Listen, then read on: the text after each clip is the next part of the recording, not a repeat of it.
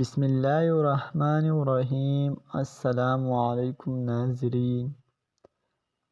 بلعام بن باورہ حضرت موسیٰ علیہ السلام کے خلاف بد دعا۔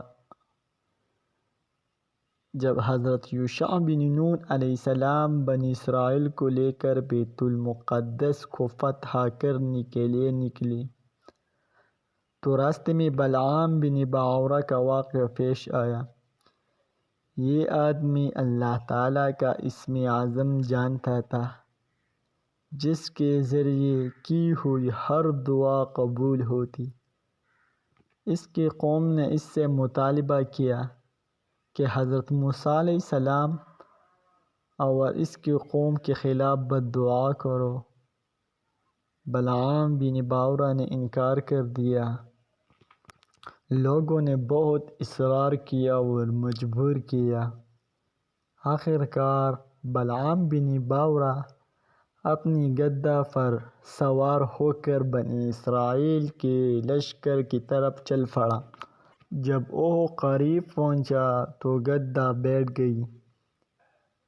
اس نے اسے کھڑا ہونے کی بہت کوشش کی لیکن وہ کھڑا ہو کر پھر بیٹھ گیا۔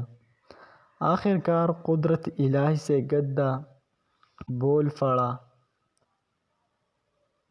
کہ اے بلعام بن باورہ، تو کہا جا رہا ہے کیا تو اللہ تعالیٰ کی نبی یعنی حضرت موسیٰ علیہ السلام اور مومنوں کے خلاف بد دعا کرے گا؟ وہ پھر بھی گدھا سے نیچے نہ اترا اور گدھا کو مار پیٹ کر چلانے کی کوشش کرتا رہا۔ آخر کار وہ چل پڑا۔ جب وہ ہستان نامی پہاڑ کے قریب پہنچا اور حضرت موسیٰ علیہ السلام کی قوم کو دیکھا تو بد دعا کرنے لگا، لیکن اس کی زبان اس کے قابو میں نہ رہی۔ اس کی بد دعا خود اس کی قوم کے لیے نکلنے لگی۔ لوگوں نے ایسی ملامت کی۔ بلعام بن باورہ نے کہا، میں کیا کر سکتا ہوں؟ میری زبان سے یہی کچھ نکل رہا ہے۔ پھر اس کی بلعام بن باورہ کی زبان سے لمبی ہو کر سینے سے لٹک گئی۔ پھر بلعام بن باورہ کی قوم سے کیا کہا؟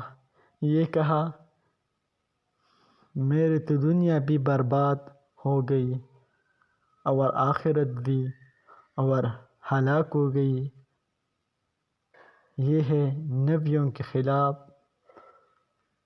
بد دعا کرنے کا انجام۔ آخر خاتمہ بہت برا ہو گیا بلعام بن باورہ کا۔ اللہ ہماری اور تمام مسلمانوں کی آخر خاتمہ کو اچھا فرمائے۔ جزاک اللہ۔